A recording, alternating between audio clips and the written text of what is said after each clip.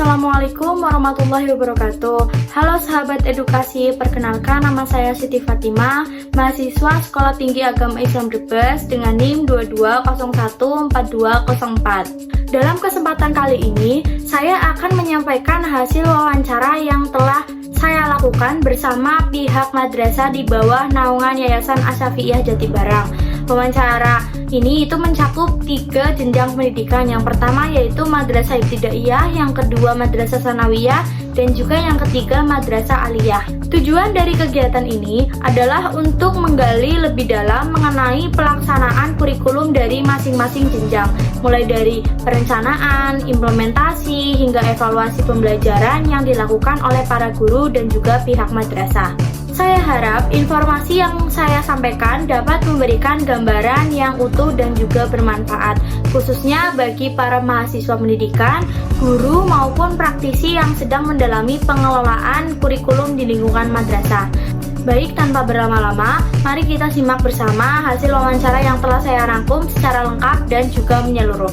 Selamat menyaksikan. Yayasan Asy-Syafi'iyah Jatibarang merupakan sebuah yayasan swasta yang telah berdedikasi dalam menyelenggarakan pendidikan Islam di berbagai jenjang, yaitu Madrasah Ibtidaiyah, Madrasah Tsanawiyah, dan juga Madrasah Aliyah. 3 madrasah ini berada di bawah pengawasan langsung Kementerian Agama Republik Indonesia dalam pelaksanaan kurikulum. Seluruh satuan pendidikan mengacu pada pedoman resmi dari Kementerian Agama, namun tetap melakukan penyesuaian dan pengembangan berdasarkan kondisi peserta didik dan juga lingkungan madrasah. Setiap tahun, masing-masing madrasah menyusun dan juga memperbarui dokumen kurikulum sesuai dengan kebijakan nasional, tetapi juga disesuaikan dengan karakteristik lokal.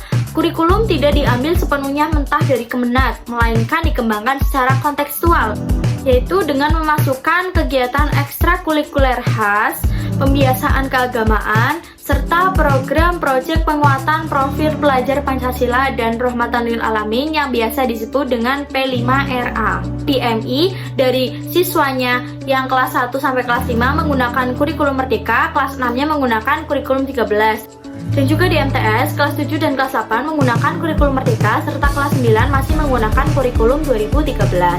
Di tingkat MA, saat ini terdapat perbedaan kurikulum antar kelas. Kelas 10 dan kelas 11 sudah menggunakan kurikulum Merdeka, sedangkan kelas 12-nya itu masih menggunakan kurikulum 2013. Untuk tahun ajaran berikutnya, MI, MTS, dan MA akan sepenuhnya menggunakan kurikulum Merdeka, mengikuti perkembangan kebijakan nasional yang tengah mengarah pada wacana kurikulum nasional. Dalam implementasinya, kepala madrasah dari tiap jenjang tidak selalu memantau langsung kegiatan belajar mengajar setiap hari. Namun, supervisi formal dilakukan 2 kali dalam setahun, mencakup observasi pembelajaran guru, pengelolaan kelas, serta kelengkapan administrasi. Hasil supervisi menjadi bahan evaluasi dan penilaian terhadap kinerja guru.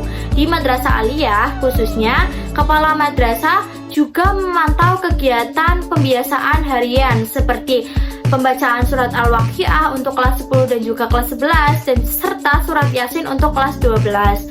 Pembiasan ini juga dilakukan dalam bentuk tadarus, sholat berjamaah, dan juga kegiatan keagamaan lainnya di Madrasah Ibtidaiyah dan juga Madrasah Tsanawiyah.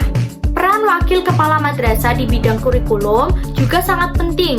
Walaupun tidak selalu hadir di kelas, mereka secara aktif berkoordinasi dan melakukan musyawarah bersama kepala madrasah untuk mengevaluasi proses pembelajaran. Bila ditemukan kendala atau kekurangan, perbaikan langsung dilakukan secara kolektif. Seluruh guru dari ketiga jenjang pendidikan menyepakati dan berkomitmen menjalankan kurikulum yang berlaku.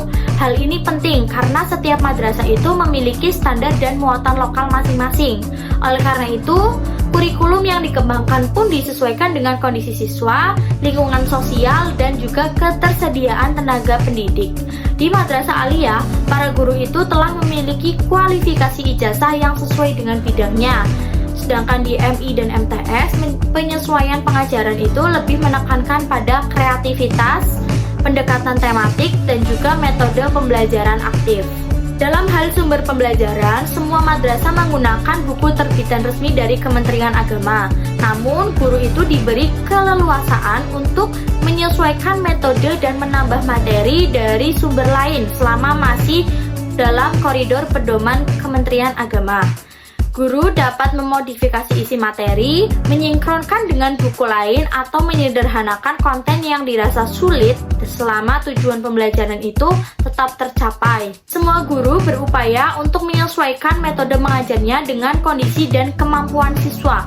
Penekanan tidak hanya diberikan pada pencapaian hasil nilai akhir, tetapi juga pada proses pemahaman siswa terhadap materi. Oleh karena itu, pendekatan ceramah satu arah itu mulai dikurangi, digantikan dengan metode yang lebih bervariatif, seperti diskusi kelompok, simulasi, bermain peran, presentasi multimedia, dan juga penggunaan media seperti PowerPoint, video, ataupun alat peraga. Hal ini dilakukan agar pembelajaran tidak membosankan dan lebih menarik bagi siswa dari berbagai tingkatan.